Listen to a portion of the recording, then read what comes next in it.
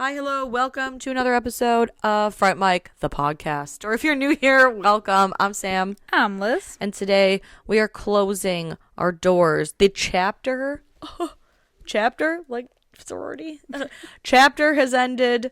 We are saying goodbye to the graduating class of Tri Beta Die, whatever the hell we've been saying. Our sorority slasher month is coming to an end, and we are wrapping it up with one killer party. Woo! We're talking a Canadian killer party. That's right. We're talking about Killer Party from 1986. A lesser known sorority feature. Fun nonetheless. So much fun. Yeah. I think this movie was originally titled The April Fools, but they were worried that it was going to be too closely related to April Fool's Day. Mm-hmm. And so, Killer Party. Killer Party it was. And I think this movie is a classic example. Like, if you look up the cover of this movie. So good. It's the classic example of the poster has nothing to do with the movie. But it's okay. But it's fine. Like, somebody was like, here's the poster. Or, like, here's the plot of the movie. Make a poster. And they were like, yeah. Here's your poster. But it's so good. I hadn't heard of this movie before. I had just seen the poster like back when I bought it, and it was a blind buy for me just based off of the cover of the movie. It's a good blind and buy. then I watched it like whatever a couple of years ago, and I was like, because like it was like what you said when I pitched this movie for this theme, that it does look like a Fear Street cover. It does. And that's really what like had me, wanting to see it and buying it. This was a good blind buy. Yeah, it intrigued me. Yeah.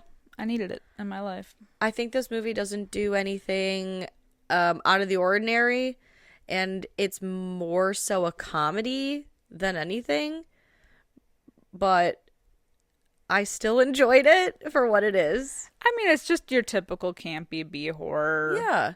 But it's still fun. Like, it's a good time. And, I love a sorority setting.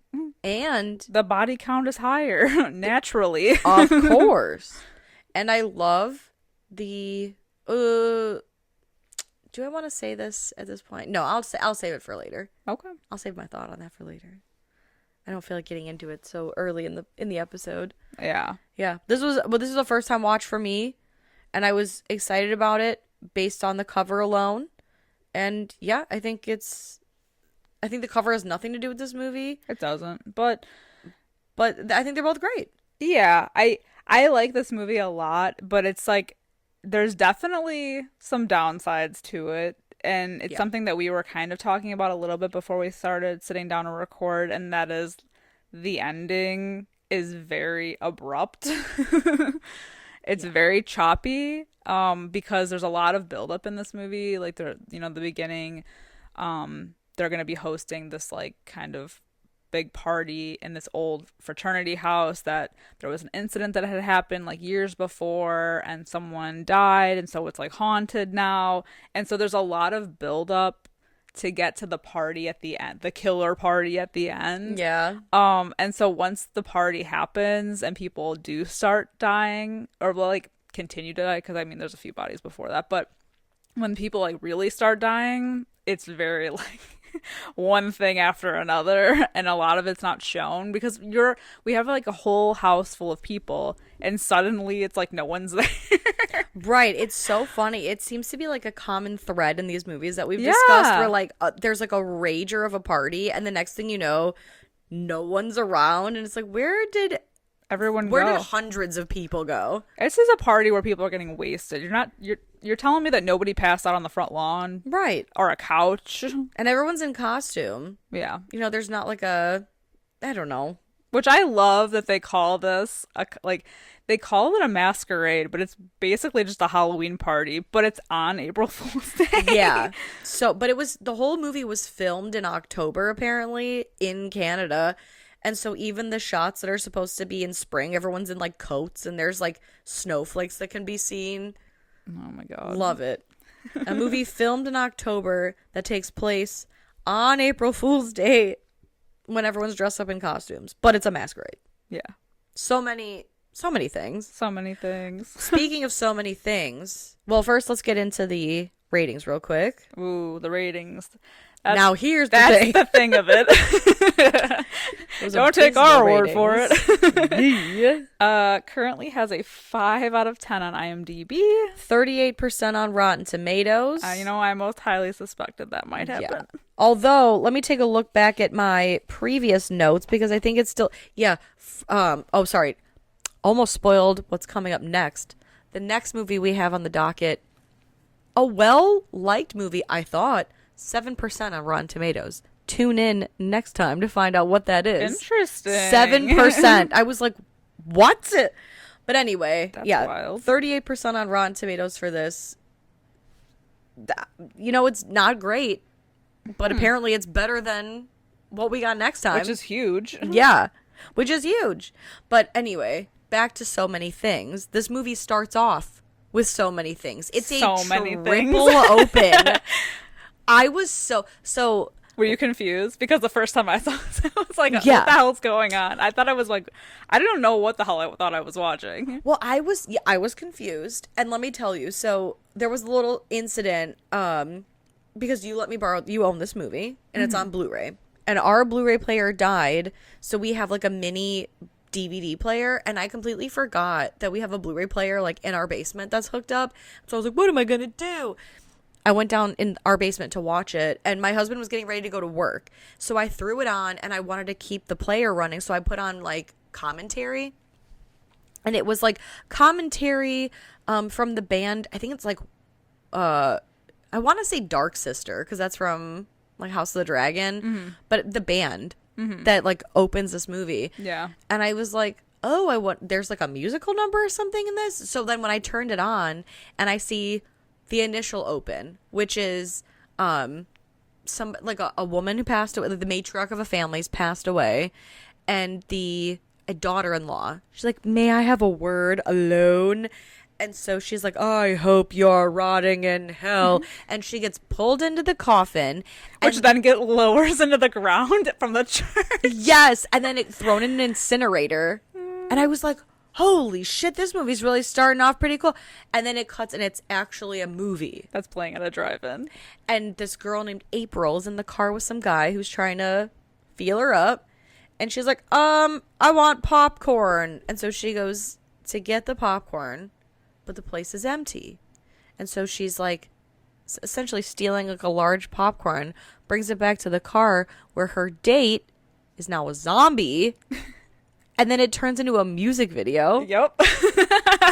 From this band that I watched the documentary of. Man. Yeah. They do a whole ass music video. They do. And then they finally pull out again.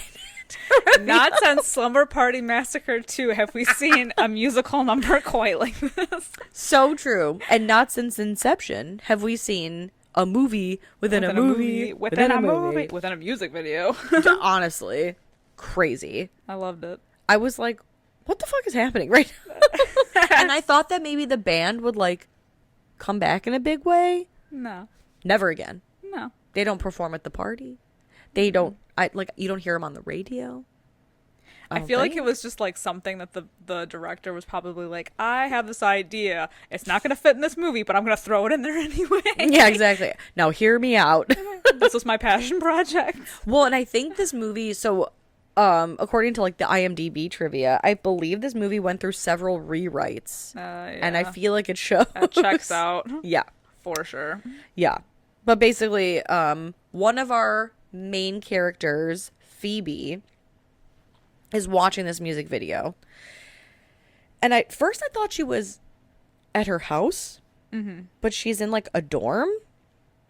Yeah. Is that right? Yeah, Because I they're in think college. yeah, it's Phoebe, Jennifer, and Vivia who are staying like on a college campus in a dorm, but they are trying to pledge to be in the sorority house full of bitches. Mm-hmm. Which, when are they not? I mean, yeah. You know?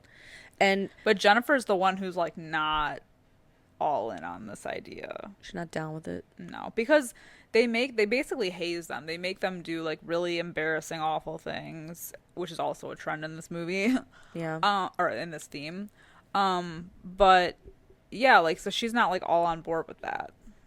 And I think it's interesting too because I really, even though we open the movie technically with Phoebe being the first girl that we see, and then we're dealing with Jennifer. I feel like Jennifer is, at least to me, I took her to be the main character Yeah, of the movie, but I really feel like it's Vivia. it's so I think it's Vivia too because she gets like the most screen time. Yeah.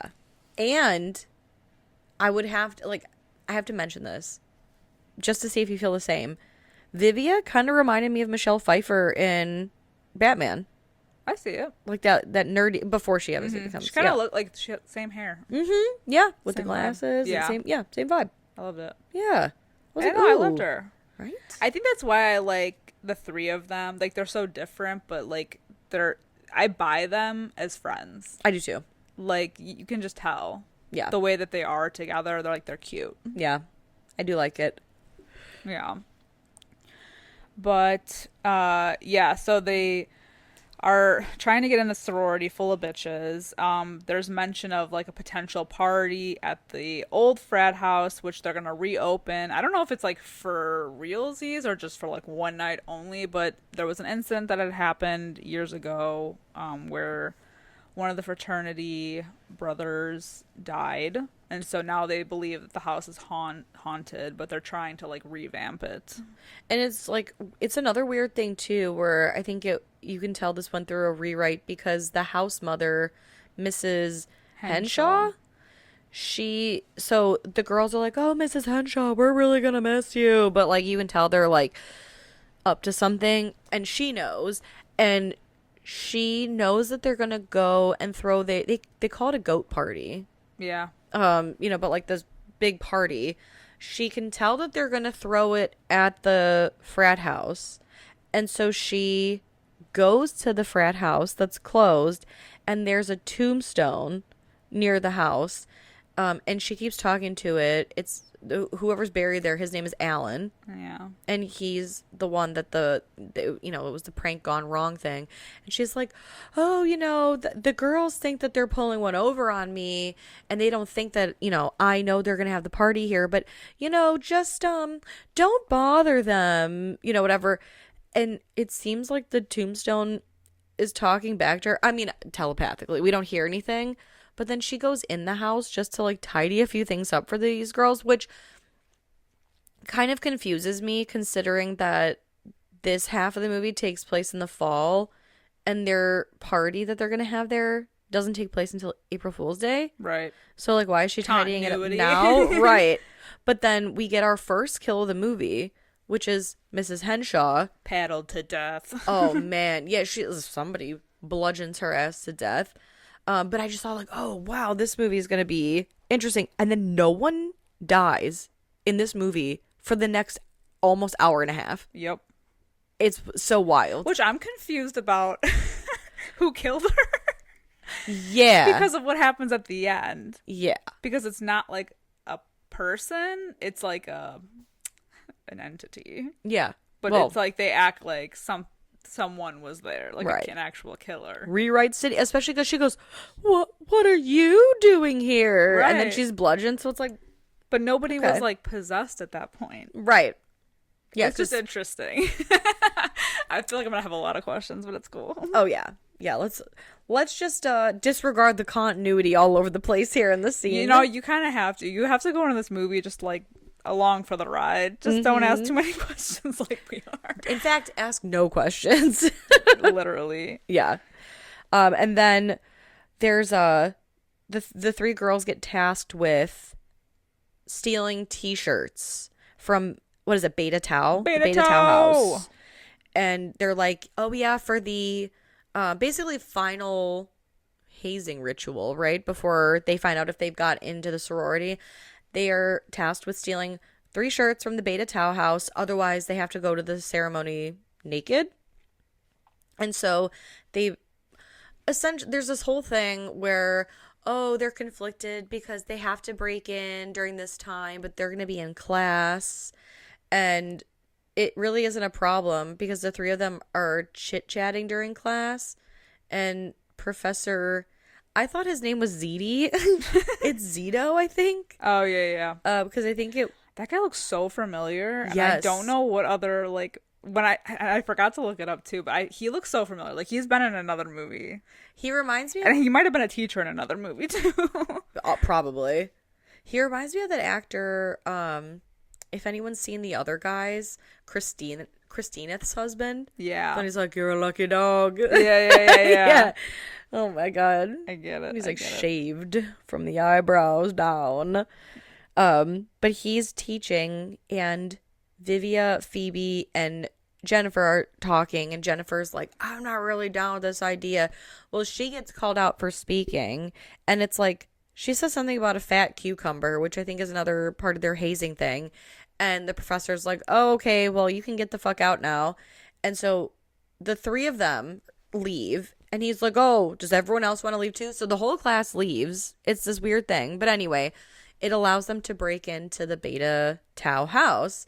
And Vivia and Phoebe go looking for these shirts while Jen is supposed to be, I don't know, also looking but creating a distraction. And boy. Enter Blake. Enter Blake. The hottest person in this movie. Oh my god. He is so hot. Where the fuck did they find this guy? Holy shit.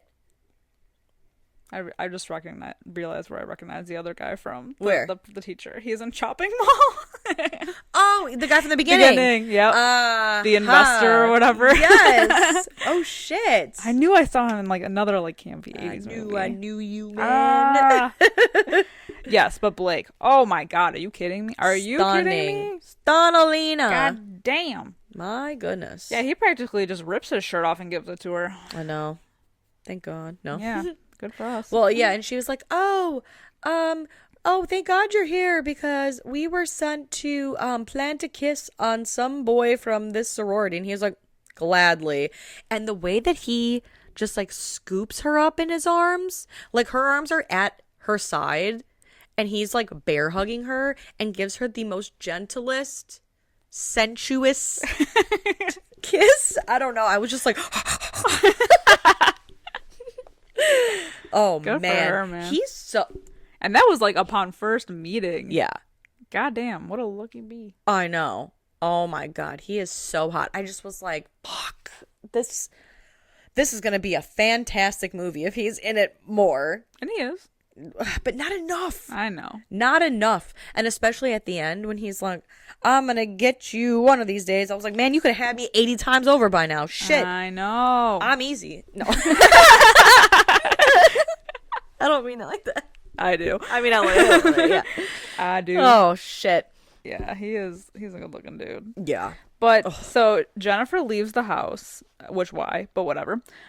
She leaves the house after the kiss, and she's like kind of getting stalked by a person with very itchy legs because we get a lot of shots of this person's legs and them itching them. With the foot, you know? That's so funny. I never noticed that. I didn't notice There's like that. 2 different scenes where they show it. Oh my god. It's so funny. But just go to find out that it's Martin, who's like the class clown. The nerd. The nerd. Yeah. He needs some moisturizer. Yeah, he needs moisturizer and he needs a friend, man. He's so cute though. Him and Vivia as a couple, they're just like adorable. They're like such a hot mess. I think Vivia deserves better than Martin because Martin's just obsessed with Jennifer. And like literally Vivia and him at one point are making out in his car. His 1960-something Skylark convertible. Mm-hmm. I only know that from IMDb. So if that's wrong, don't come for me. Come for IMDb. But they're like making out and they hear music coming from Jennifer's room because she's smashing Blake, I think. She's doing something with Blake. Mm-hmm. I think. But he's like, is that Jennifer's room? And she's like, oh, I didn't even know she was home. And then she's like, take me, literally take me, touch me, Blair, yeah, or touch me, Martin. And he's he like, was nervous. he's looking at the Jennifer window.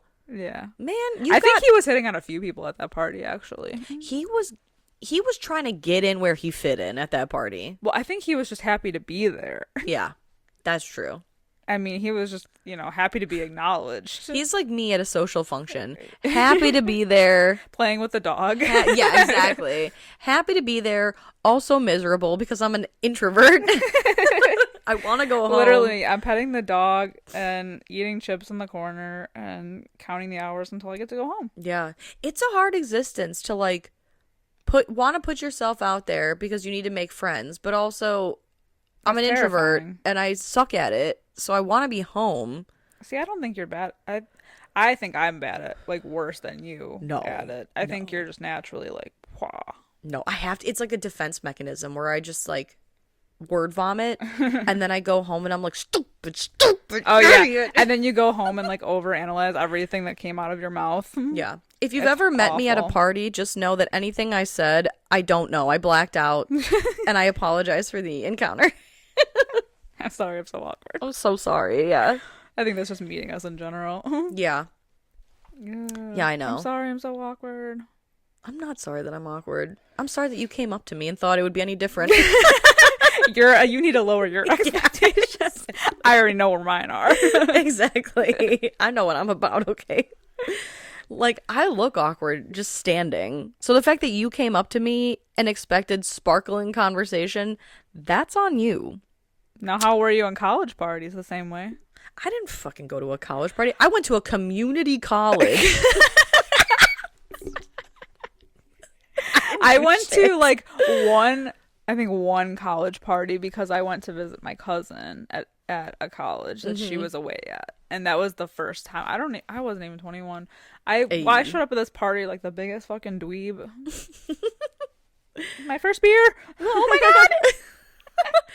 You know what's so sad? I wouldn't call them college parties. I went to bars at colleges after the people that I knew that went there graduated. Why would you go back? Well, it was like fun friend trips. Like, yeah. How many times did I go to ISU with like your brother right. after he had already graduated? But just because we knew that like yeah. the bars were cheap and could get you a big buzz. I think you want more than I do. Maybe. I couldn't. I couldn't do it, man. Yeah. I mean, shit, after a while. Well, the one time when I blacked out, yeah. I ain't going back. I can't go back. Yeah. That was it for me. I think the internet knows. The dark web knows. Everybody knows, man. It's the dark times. So basically, just to sum up this whole thing up, if you meet us, don't be surprised if we're awkward as fuck, and yeah. Yeah. You won't catch us at a party. Yeah, no, not anymore. No. My partying days are behind. If you catch me at a party, just know I've had a time. I reserve like 2 to 3 days a year for parties. Mm-hmm. I've been to 4 weddings this year. That's a party. Past the limit. That's a party. I'm past the limit. I agree. I'm done for the year. I'm counting that. Ugh. Yeah. So back to this killer party. Basically, they go through like the hazing ritual, and it's really like it's gross, right? It's fucking disgusting. They're forced to eat a goat eyeball, swallow it whole. And I don't know, is it an actual eyeball? They never show it. I mean, it looks like it's really small, but they say it's an actual goat eyeball in the movie. Because their whole thing is like goats. Yeah, which I don't get that. I don't either. I thought it'd be like a peeled grape or something, just to like freak them out. Mm-hmm. But then they're forced, the 3 pledges, our 3 girls, are forced to lay on the ground, and the sorority sisters are cracking eggs into their mouth, to which they have to hold in their mouth and spit in a cup, and whoever has the most, or I should say whoever has the least, is then punished. It is so foul. That is like a reality show like challenge for sure. That's some Fear Factor. It is, because the fucking texture of raw eggs. That's disgusting. It's like mucus. I'm gonna vomit just thinking about it right now. Well, and the fact that they just ate an eyeball or had to swallow the eyeball whole, and then they were consuming these like eggs. I don't know. It's sick. Oh my I don't God. even like eggs cooked. It's Think of the smell. It's making my eyes water, man. It's the fucking texture. And so, of course, Jennifer, who I feel is being portrayed as the main character of this movie, she's got to bend over and touch her toes so she gets a little paddle on the tush. But all of a sudden, the lights, they're going crazy. Well, and I think at this point, so the lights are going crazy. There's like a firecracker that goes off. And then the 3 cups full of the raw eggs, they get slid off the table. So they're like, what's happening? But we see Jennifer, her head kind of flies back and she's like, oh, like kind of possessed. Kind of Frankenhooker-esque. Yeah. And she comes to. I love that every time she's like quote unquote possessed, it's the only indication is that like her eyes cross. Yeah, well, until the end when she like is flipping. Then it's scary. Which I love. I think she looks so fucking badass. The budget of this entire movie went to like her makeup for this because she looks so good. She's so creepy. She reminded me of something out of like Demon Night. Yeah. The Tales from the Crypt movie. Holy shit. She reminded me, or like Evil Dead, like the original Evil Dead. Yes. And her voice though did remind me a little of what is it, Mal Vader from Witchboard? He's like, you know, it's kind of that dubbed over man voice. It's giving Witchboard, but another great B horror, another slashing, slashing. I can't say that. Another slashing, another slashing for you.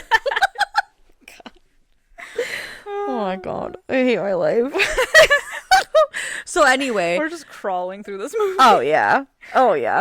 Yeah, so she's possessed, but not fully. She's like getting there, man. Yeah, it's like just the tip is entering. Just the tip. Yeah, it's basically dipping its toe in to see like, is she easily accessible? Yeah, the answer is yes. But like the doors are slamming and something's going on in the basement, and Vivia's like, oh, well, I've got to find out what it is, and we hear her like screaming or something, and so the Phoebe and Jennifer are like, we have to go see what's going on, and the girls are like, no, we're all gonna go. And there's a guillotine, and Vivia's like, no, he's crazy, save yourselves, and her head chopped off. It's a pretty convincing prank, I think. Especially because of the fact of like the way that scene is shot, because it's definitely her laying there, and then they do the guillotine, and then you can tell it's like not, but I mean, right, it looks cool. It looks good, yeah. And it was all like an elaborate, it was all a ruse, which is great because they're basically kind of like getting back at the bitches for like hazing them. Damn straight. And which doesn't put them in good graces with them, but whatever. Well, honestly, it's not going to be a problem much longer. Lucky for Vivia, it actually does put her in the good graces. Her specifically. Yes, her specifically. Because the next day, they're brought to the sorority house, and they're each given a box. And they said, if you have a goat's eye, then you have been accepted in the sorority. If you've been given a black ball, basically get lost. All 3 of them get a goat eye. And Veronica, the HBIC of this sorority, tells Vivia, hey, we're going to plan our April Fool's Day party, and we want you to set up that prank. And she's like, oh, I don't think so. And she was like, well, it's the only reason you're here, so awkward. Get on it. That sucks. Yeah. Enjoy the podcast, like what you hear, and you want to hear more? Well, you're in luck. We have a Patreon. That's right. If you don't know, we talk about new movies on our Patreon. We do monthly rewinds so that way you can find out what we are watching between our main episodes. Sometimes we craft spooky cocktails to match our theme of the month, and watch parties galore. So much fun over there. Head over to patreon.com/Fright Mic podcast to check that out. Again, if you want to hang out with us a little bit more, then support us over on patreon.com/Fright Mic podcast. And we'll love you forever. Okay, bye. But hey, sometimes you gotta accept you're the personality hire. You know, we all need a funny one. Yeah. If you can't pick out the personality hire, You are the personality hire. And just be grateful to be there, you know? Sometimes, yeah. I think a lot of times I am the personality hire. No. People do want you to be here. I don't think so. Because yeah, but you have that you always think that though. I think I'm just this is like therapy right now. I know, right? Well, I've had some jobs where I'm like, how did I get this job? Because I'm not smart enough for it. I think a lot of people have that. I hope so. I hope I'm not alone. That. Oh my God, are you kidding me? Oh, it feels awful. It does. I feel like I get imposter syndrome. Yeah. Yeah. Oh yeah, I definitely have that. Then it's kind of like once you're in, then you're like, okay, well, how are they going to get rid of me? Yeah, exactly. You're waiting for the what other am I going to do? This has all worked out a little too well for me. Yes. Given my track record. It's like so far so good. But for how long? Yeah. When will I? Nothing can ever be this good. Exactly. Something's got to go wrong. And in the case of Killer Party from 1986. Boy, does it go wrong. Yeah, so it like does a weird time jump because this all time happens. has passed. Yeah, this all happens in the fall, I would assume, because school starts in the fall. Mm-hmm. You know, so like they're pledging a sorority.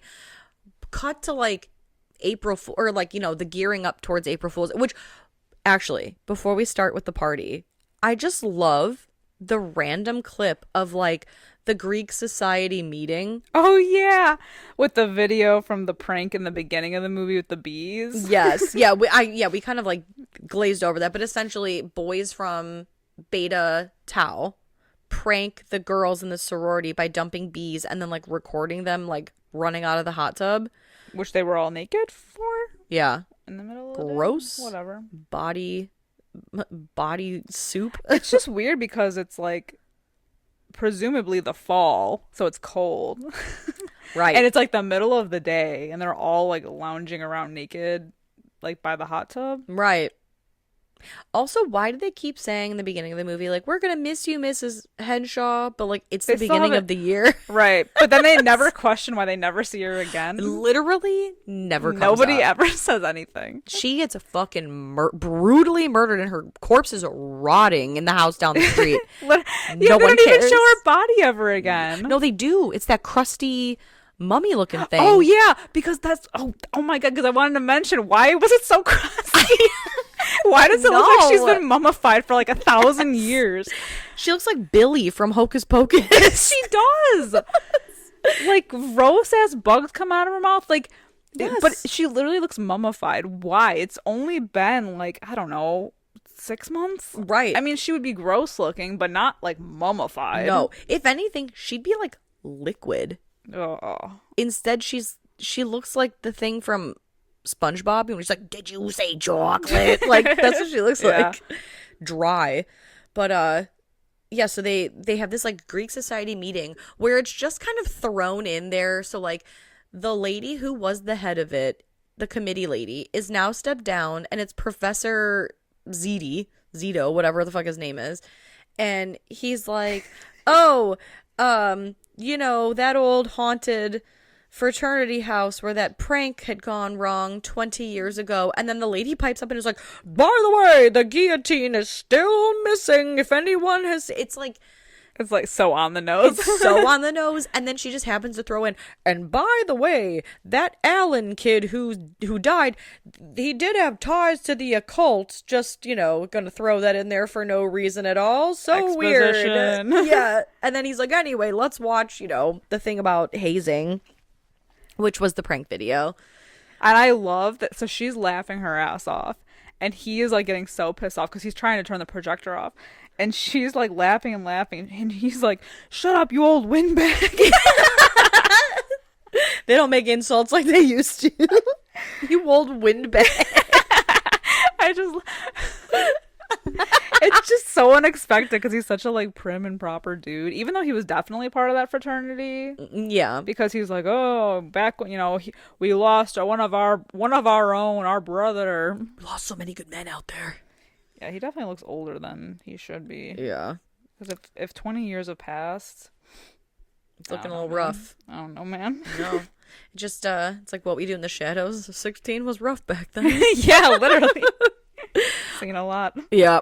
So now we cut to it's basically like right around April Fool's Day, and our three girls are being sent to the haunted fraternity house to set up for the April Fool's party and set up like the prank and all that stuff. And who's there but hot ass Blake was pranking them. Woof. And he's got like a full Swamp Thing suit on because the theme of the masquerade is some kind of underwater thing. I didn't even think I caught that.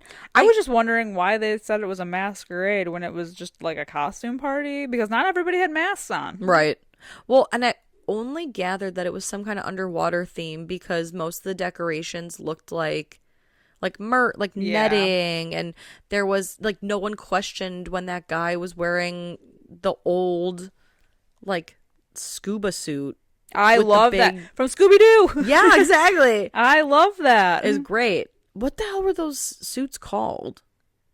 Because they remind me of is it Fallout where they wear those suits? Yeah. The video game or whatever. Yeah, I think so. Yeah, I don't know whatever, but it just reminds me of Scooby-Doo. Definitely. The ghost. And so Blake is there, and he's like, "I'll help you guys set up," and he goes down in the basement and he calls to Jen to bring the flashlight, and you just hear a voice going, Jennifer. And we think it's Blake fucking with her, but it's not. And then he's like, "What are you doing tonight?" And she's like, "Nothing." And he's like, "You should do me later." And she's like, "Okay." Yes. Man, it would have happened already. It would have been happening. Folding like a lawn chair, man. Absolutely. I would be folding. God. Yeah. He could bend me backward like a flamingo's leg. Literally. You know what I mean? He is so fucking hot. Oh my God. But then this is where we get like the random scene, because it's just like such a weird cut. Because at first, when he calls for Jennifer to come in the basement and bring the flashlight, Phoebe and Vivi are like, "We'll be back in like an hour." And she's like, "Don't leave this fucking house." But then we smash cut to like Vivia making out with Martin outside, and she's like, "Take me, Martin." It's aggressive. It's the most aggressive makeout. They're basically like like when you see a kid smashing Barbies together. Yeah, that's basically what they look like. It's like an OTP HJ situation. I don't even know. It's like dry humping. Yeah, real aggressive. Yeah, it's weird. And then we never really see the completion of that. No. Because then it's like another I don't think he came to completion. No, definitely not. I think that's why he was trying to like insert himself in everybody else at the party. Yeah. It's real weird because I think after this, right, it's the party. Yeah. It's like a real weird sequence of events. Yeah, I also like the guys that are dressed as bees. I feel like that's just on brand for this movie. Yeah, that's so true. And they're like nerdy. Mm-hmm. I should actually mention though, right before the party, that Professor Zito guy. Oh, he gets like electrocuted. Yeah, by someone in the basement. Ooh. Again, who? Because no one's possessed at this point. Right. Unless, I guess we don't see Jennifer. All I'm saying is this is 3 different movies in one. Absolutely. There's a killer in one version and there's a possession in another. Mm-hmm. That's all I'm saying. And at the end, they try to tie it in as a possessed killer. I don't know. It's bad. I don't know. It's bad, but it's good. Oh yeah. You know, I'm still here. Like I'm still here. We're still talking. We're still watching. I haven't left. Well, and here's the thing: like, the movie really doesn't make a lot of sense if you ask any questions. But I watched this movie without like checking my phone or being like, "Oh, how much longer is this?" Like, I thoroughly was having a good time. Invested. I was invested, and I think it's because there's so much like humor to it. Yeah. That I was like laughing along. It's the whole goofy time. and like there's enough good people in the movie to make it entertaining. Right. Instead of like they're not just their body count, but they're entertaining body count. And that matters. And I watched it for Blake, even though Blake's not really in it that much. No. But every time he was on screen, he's sprinkled in. My jaw was on the floor. Yeah. Oh, I'd sprinkle myself on. Yeah. You know? Sprinkle myself on Blake. Yeah, it was so the party's going. It's a costume party. Everyone's having a great time. Veronica looks pissed. I don't know why. She just always does. Yeah. I think it's that RBF, man. She's a Happens to the best of us. BICTH in that order. Yeah. Yeah. But man, what's her face? Oh, they sent at the Vivi party to the basement like right away. Yeah, they're like, "Oh, don't you want to set this up?" And then we see Blake and Jennifer upstairs, and they are about to get it on. It's just like the strangest scene though, because so like they're like gonna do it or about to do it or whatever, but like think about it, like they're in this like dilapidated old house, and it's like there's candles everywhere. It's just like it can't be clean. No. I mean, like the freaking floor was caving in. Yep. But hey, so random. I mean, I would not complain if I were her, and she's freaking blue balls him. Yeah, she's like, we have to be there for the prank. Why? Yeah, literally, why? I'm trying to get this. No. Trying to go to Pound Town here. Yep. With Blakey Poo. How to get this dick? Gonna get this. I can't. I can't. Yeah, I would have stayed upstairs and been like, no, this is the business. This is what's happening. Yeah. Fuck the prank. You know? Yeah. Damn, she really missed out. She did. She really missed out on the time of her life. I bet. Best 40 seconds of her fucking life. Best 10 seconds of my life. Yes. Exactly. So they go downstairs. Pump and dump. And they... Man. I can't even remember what we were talking about. He's so hot. And she's like, we gotta be down there. And he's like, I'm gonna get you one day. Fuck it. Have me now. Get me now. Yeah. But, nevertheless, they go downstairs, like, for reasons, whatever. Yeah. Stupid. Yeah. And, so they're doing the whole thing, the whole bit with the guys giving the toast. Yeah. Oh, yeah, the guy's gonna tell. And then, like, the bottles break. The doors, like, it's very dramatic. It's very, like, haunted house-esque. Yep. They're all, like, freaking out a little bit. And then Jennifer gets dragged into the basement. And, like, they hear, like, Jennifer, whatever. And to try to, like, lure the guys to follow her into the basement to see the prank. Yep. And so while they're in the basement, Vivia's like, go stand over by the switch box. And she's like, I'm ready. And she's like, well, not now, obviously. And while they're just like bantering or whatever, she's like, oh, how did you get that voice to say my name? And she's like, what are you talking about? And then we see Jennifer like kind of get cross-eyed again. Yeah. Oh no, I've gone cross-eyed. Yup. And so it's like such a weird scene too, because then we see that happen and then we just jump cut to upstairs. There's like a whole situation like with Blake and that Harrison guy. And, yes. But they're pranking them. Mm-hmm. They're out pranking the prankers. Shit. It looks like they get into a huge fight where Blake, the hot guy, stabs the other guy who's not hot. And you're like, oh shit, Blake's probably the killer. But it's a prank. Ha ha.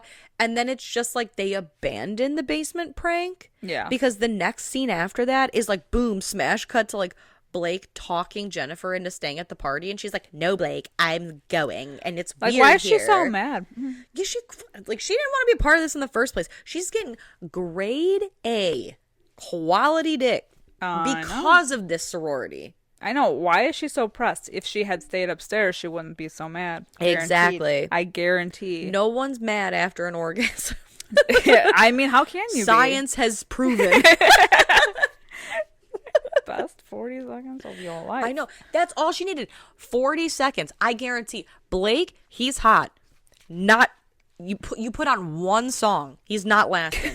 I promise you that. No. You know, one sleep token song, you're good to go. Oh, see, I think that's too long. No, it is too long. But, it gets you in the mood, gets you rearing to go. Yeah. No, I agree. Yeah. Gotta set the mood, though. Exactly. So, yeah, she would have been in a much me better... into ecstasy. I'm telling you. And then you just chill. Yeah. And then you just chill. But no, not her. She's all uppity. She wants to leave. So this is when the movie is like I mean, it's already kind of a mess, but this is literally just one cut of someone dying to another cut of someone dying with no rhyme or reason, because people like leave the party, but then there's still enough people there to die, but we don't see them die. And the first one being Pam, who gets like skewered by the scuba man. Yes, with a trident. With a trident. Like Anchorman. Yeah. I killed a man with a trident. Rick killed a guy. Yeah. There were horses and a man on fire. So weird. Yeah, so she's like the first one of the party to go. I think so. And then unfortunately, by this point, Jen is like pretty much fully possessed, almost, not quite, but like definitely close. So she lures Blake into the bathroom, and we don't see them come out again. We see him later, but so disappointing. Yeah, she's like, I'm not gonna leave. Just come into the bathroom with me. I've changed my mind. Let's have sex. Yeah, but we never see. Yeah, them come back out. Damn. Together at least. Yeah. But it sucks. Yeah. So, then the scuba guy guillotines Harrison, which is a pretty good scene. Yeah. And I was much less mad about it because he's like, oh, yeah, prank's over. Stop it. Stop. But my question is, and I know I should probably ask this at the end, is like, so who's the scuba? Is that Alan? And if so, what's up with Jennifer being possessed? Because my whole assumption was that the spirit of Alan was pissed that everybody was pranking because he died via prank, but they're introducing, and it goes back to the whole, like, there's a killer in the beginning, but then there's a possession at the end, but now at the end there's both. Right. So I'm like, right. who's doing the possessing, and then who's in the suit? Is Jennifer not in the suit? I don't think so, because she's in the bathroom. Okay, but maybe that was Alan's voice doing a weird mimic thing? I don't know. Because how would she have time to get in that suit if it was her? I don't know. I just, like, my mind just auto-filled in once you find out, like, at the end who it is. It's like, oh, it's been her the whole time, despite so many like, so many things, like, not working out and not adding up to it being her. My mind just was like, oh, it was her. Yeah. Whatever. But I see your point. Like, I think they had, like, two different endings. Like, one was going to be, or two different ideas. Like, one was going to be, like, Alan coming back as, like, a killer because he's not actually dead and he's coming back for revenge from, like, the prank gone wrong. But then there's the other side of the coin of, like, oh, he's possessing one of the girls to, like, carry out the murders. Right. Or, like, part of the murders. But then that's why it gets confusing because it's like, then who's, like, is she doing all of it? Or is it, like, him? You know what I mean? Like, is it him? Right. Is he actually, like, there? Well, and, like, also, in the flesh, in the suit? It's been 20 years. Because he says, like, I've been waiting 20 years for, to get revenge on you assholes or whatever. Has it taken him 20 years to perfect possessing someone? Because why the hell didn't he just possess anyone at random time? Like, at any random time. Also, wouldn't he want to get revenge on the people who did this to him and not, like, these random people who are doing stuff? Right. Like, I can see why he killed Professor Pasta, because he was originally there, part of the fraternity, saw it. But yeah, everyone else, it's like, it's just a random person. Right. And Blake, he's just trying to fucking make it honest. You know what I mean? Like, why are you after him? Yeah, I don't know. He's so hot. Oh, it's so disappointing. Yeah, it makes no sense. It makes no sense. But if you don't think about it, because it's fine. We're presuming too, so she goes into the bathroom with Blake. Meanwhile, in the kitchen, there's, like, the delivery guy who comes with, like, the What's champagne. Virgil, yeah, he's, like, delivering champagne. Like, how does nobody notice that all this is happening? Because like, Pam gets skewered on the stairs, or, like, on the second level. Jennifer goes in the bathroom with Blake. There's a delivery guy coming in with champagne who gets his hand chopped off. Yeah. In the kitchen. Well, do we see Jennifer go in the bathroom physically with Blake? Or do we just, because I thought we just hear her voice. Yeah. So, like, guiding him to the bathroom. But then when later on we find him dead in the bathroom. So I would assume that she was in there with him. At some point.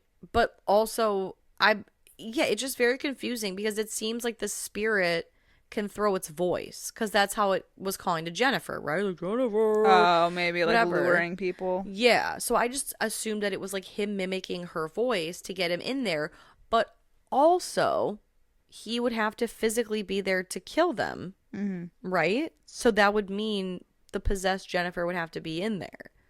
She's in too many places at once. That's what I was saying. Exactly. No, I'm agreeing with you. Yeah. Because like I think that like so someone's killing people in a scuba suit, and I don't think that that's Jennifer. Because Jennifer, we've seen her walking around this house the whole night. Yeah. Not obviously in like a costume like that. Right. And was like with Blake like half the time, or she was doing the prank half the time, and then after that it's just like so weird Right. how the end of this movie plays out. It's very weird. Because then at this point is when we get the choppiness of like one person dying after another, but it happens off screen because once the other girls, Phoebe and Vivia, like realize what's going on, it's like they walk into the like main living room to almost like the after like effects of everything, because there's like already like a bunch of people dead on the floor. Well, right, like when does it go? Because we really just see people like one by one kind of getting like picked off. Like you said, Blake pulled into the bathroom, so like okay, maybe no one's gone to the bathroom and checked yet.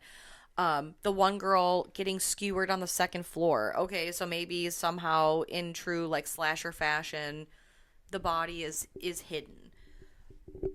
How is it possible that this killer, because eventually they get like Veronica and a couple the Virgil or whatever, there are people still walking around this party, Right. and then suddenly they're all gone, and by the time anyone is walking through, there are just piles of bodies, like literally bodies hanging from the ceiling, bodies piled on the floor. Blake is unfortunately floating in the tub dead. There's like pieces of Virgil in the fridge. Yes. And just like everyone has disappeared without a trace, without saying it, like no panic. Like it's like the most quiet death. Yeah. The most quiet like massacre ever. It's very strange. But by the time that they realize what's happened, they find Jennifer, who is now officially fully possessed, who looks badass as fuck. Like her eyes are so creepy. Like her face looks so creepy. Yeah. Ugh. She has pure white eyes, and she is like, I don't even know. She's got like open sores on her face, it looks like. But not only that, it's the way she moves too, because like they can't, like all the doors are like blocked off, or like they can't get out, so they decide to like go up the stairs, and like the stairs end up breaking, and so Jennifer, like fully demon, crawls up the side of the wall. So fucking scary. It's so Evil Dead-esque. It's so yes, it's so genuinely creepy that I was like, oh my god, like this out of this movie. Yeah. And then she like hops on the chandelier and is like, yeah, like she's like crawling on the ceiling. It's so fucking eerie. And then when they get to that attic window, and I think Vivia is the one that crawls out first, and suddenly Jennifer's like on the roof above her and like knocks her ass out. What the hell? She looks so fucking scary. It's amazing. And yeah, they all just kind of like make an exit out of the house via the like third story window or some shit. Yeah. And they're kind of fighting on the ground, and it's weird because Jennifer will kind of come in and out, but essentially what happens is she's like, oh, you gotta kill me, like, yeah, you gotta do it. And so Phoebe is the one to kill Jennifer. Yeah. Stakes and her. It's sad, but like, you gotta kill your possessed friend, man. And so Vivia is trying to help Phoebe cope with the fact that she just killed their friend. And that, because by the way, Vivia, both her legs are broken, I think. Yeah, from falling. Yep. And all of a sudden Phoebe gets possessed. Yeah. And she's like, whoa, what the fuck is going on?